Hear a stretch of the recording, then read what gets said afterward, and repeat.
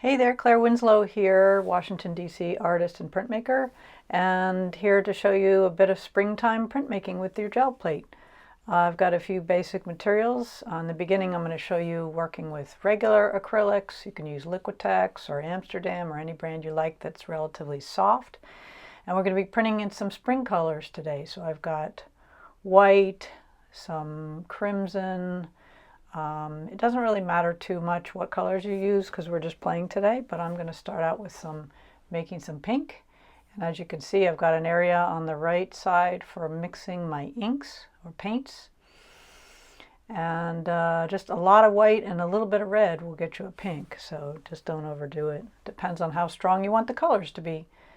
These are regular acrylics, so they're going to dry fast on the gel plate. And you'll see me try a variety of things. Some things work better than others, and that's kind of the joy of printmaking. You just keep testing things to see what works. So I've got a Japanese brush here. I think I start trying that. A little bit of water maybe to loosen it up. Because one thing that's really fun is to paint on your gel plate. If you haven't tried that, if you've been using stencils or other means, just try painting on it one day. Now, the thing to know is, I'm painting these nice kind of like petal shapes with my paint. I haven't added any retard or anything, so it's going to dry on the plate, and that's okay. I'm not going to lift or make a print right away. I'm going to take a leisurely approach to this one. And right now I'm testing to see what these paints are doing on the plate. And I'll show you what's next after we do this for a bit. So we make lots of petals. They look a little bit light to me, so I think that's why I go back in and make some more marks. And the paint's pretty thin, so that can take some practice to figure out, well, how thick should I make the paint? I'm not using a brayer, I'm not using a roller. So we're using a brush. It's a little bit different, and you're going to get lots of brushy marks. So that's part of the beauty of it. So I recommend trying this as a change of pace if you haven't done it before. Okay, so first I'm just testing this. I haven't let this one dry, but usually I do. And this is regular cardstock. Okay, so that one I did print right away, contrary to what I just said before. But I'm going to keep on doing more and seeing what we get here. And as you can see, there's some paint left on the plate. And you can either clean that off with a soft sponge, or you could leave it on there. I oftentimes will just leave it on there for more texture for the next print. And I think what I decided here was that I had mistakenly used zinc white in my first run, and now I'm trying titanium white.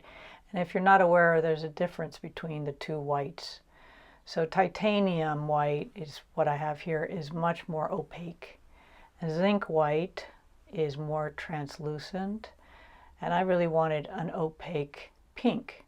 So what happened here was I decided I'm going to go again, and I'm going to mix the red with some titanium white, so I get a much more opaque pink. It's lighter too, which I like better for this, but it's more opaque.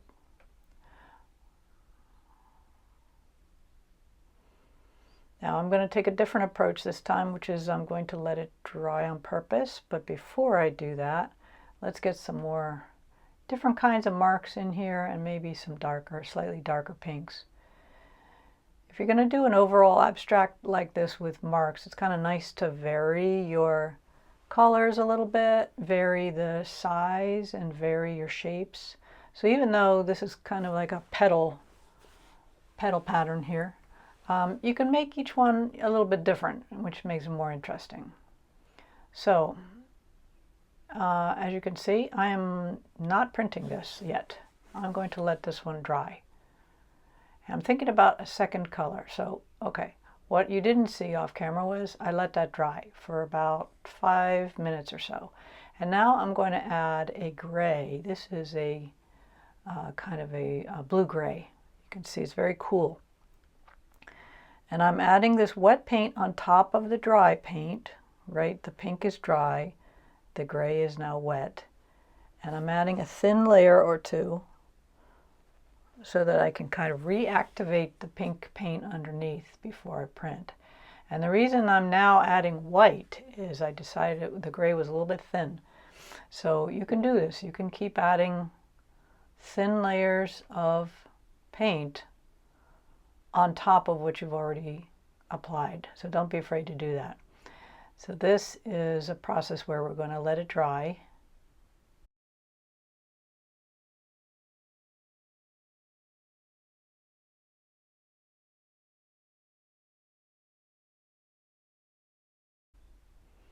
So after you've applied the paper to the plate and you've let it dry about 10 or 20 minutes, you're going to lift it off.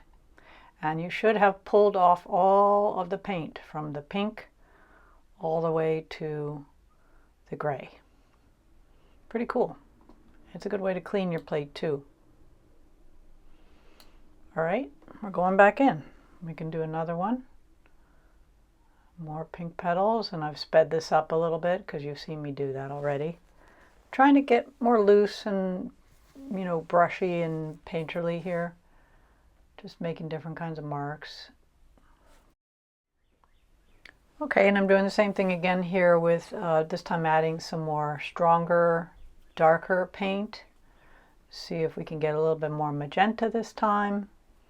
And I think we'll go for more contrast, so maybe a lighter background. That first print was kind of a test to see what the different colors do together. This one I'm going to do hopefully a lighter background, and then here adding a little bit of green. I'm using the only green I have, which I'll check on the name and tell you what it is, with some titanium white, just to get a little bit of color other than the pink on here. And it needed a little warming up, so I'm adding a touch of cadmium yellow.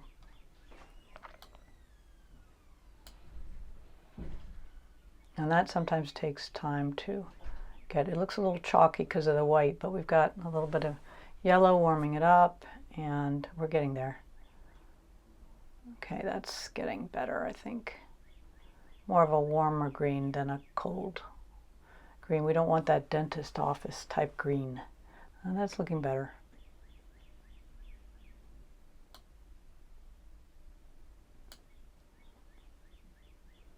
I like this type of, this is just a craft brush, but it's got an angle and it makes nice little leafy or petally type shapes. So you can just vary your pressure and you'll get different kinds of marks with this brush. And it didn't cost a lot. So we're going to try a different gray. That was a neutral. This is a more of a neutral gray. It's less blue. And we'll see how this one turns out. It's a little bit flatter, but you know, I don't know how it'll look behind the pink until I try it. So like I said, it's a constant process of exploration. This one I also waited about 20 minutes to dry, and now I'm ready to pull it up.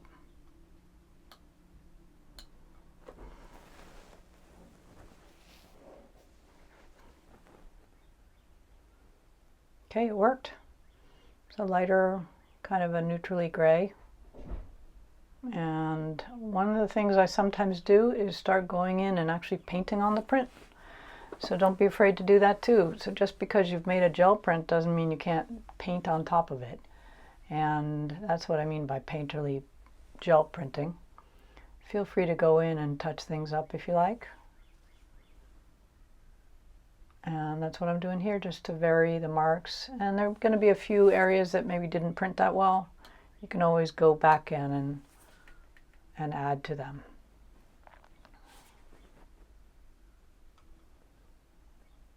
And you could certainly add more detail if you wanted to. I'm trying to keep this sort of semi-abstract. But once I start, it's a little hard to stop. And I think I'll probably end up touching up those greens too.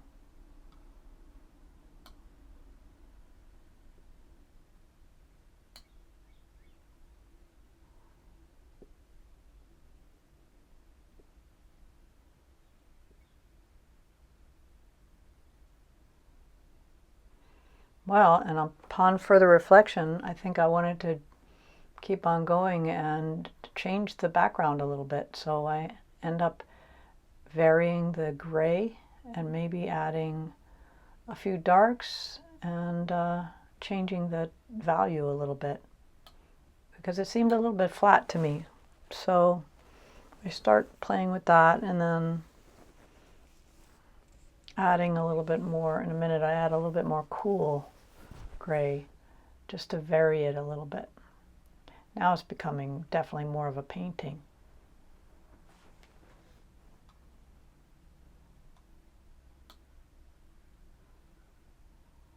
So adding some cool gray, some of that more of a blue-gray, adding that to the background.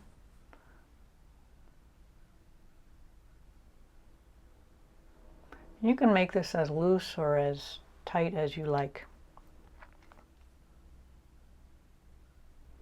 By the way, this is just cardstock that I've used, but you can use printmaking paper, watercolor paper work also just as well.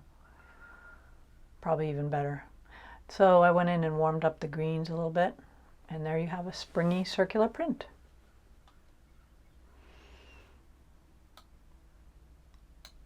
So trying another approach to the cherries, I'm switching to my 8x10 plate, and I'm going to show you how I might do this with the golden open paints. So it was an alizarin crimson, a white, Payne's gray. This is the alizarin. You can see it's a little bit more purpley when you mix it with the titanium white. Now these paints don't dry, and so they're perfect for painting on your gel plate, but this time you don't have to do that trick of letting it dry. It's not going to dry. You can just let it be wet and then print, just like you would normally if you were using printing inks or if you were printing monotypes. So here I'm just using my golden opens in different values of pink and having fun with it, knowing I don't have to rush, and I also don't have to do that pull-up method, which involves a little bit of weighting in the middle. So as usual, color mixing is kind of hit or miss. And I guess I'm just going for this sort of semi-abstract falling petals and leaves idea.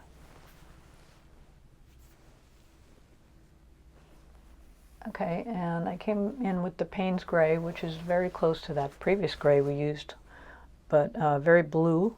I kind of like that with the cool petals. And I'm just having fun painting around the shapes. Again, nothing's really drying, so we'll just print this as is, see what we get. This is a much more monotype, traditional monotype approach to printing. Maybe I'll only take the gray part way up, but do some on the edges. You know, these are decisions you just make in the spur of the moment. And you can be as loose as you like or as tight as you like. I'm trying to strike a balance here.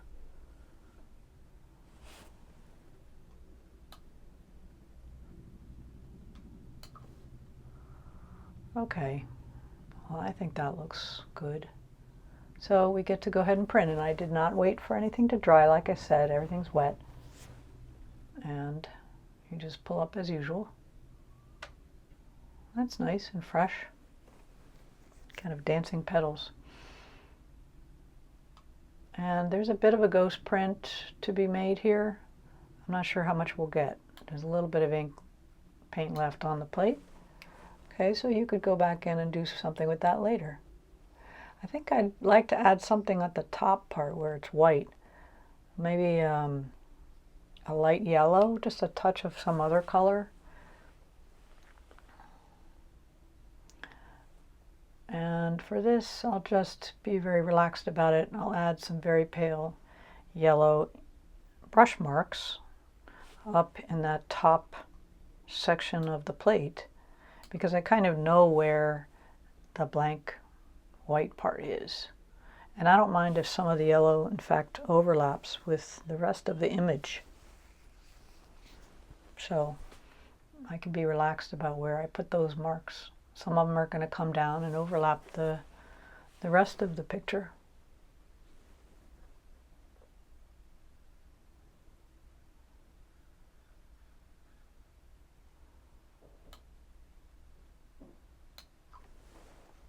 Okay, so you have another color there. Gonna add some warmth. And here I go, I'm painting on the print again. This is a lot easier than trying to, you know, line up the print. If I were to paint these marks on the plate, it would be tough to line them up now. So I might as well just paint right on the which is super fun. You can add some lines, details, shadows, whatever you like.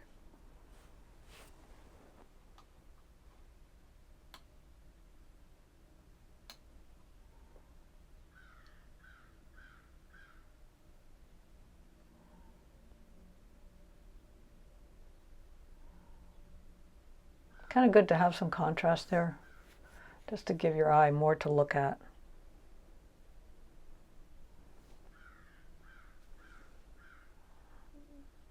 I mean, you could get really detailed if you wanted to and get more realistic, but that's not really what I'm going for here. I'm going for more of a loose, brushy, semi-abstract approach. I'm even intentionally leaving some white areas there, although I might go in and touch up a few.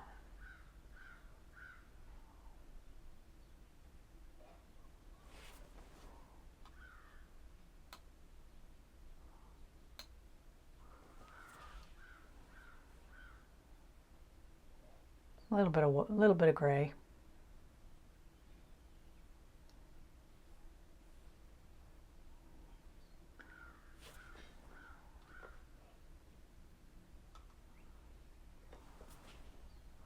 This is coming along. Looks good. It's cheerful. I like it. All right, you try this and have fun with it. Let us know if you try it.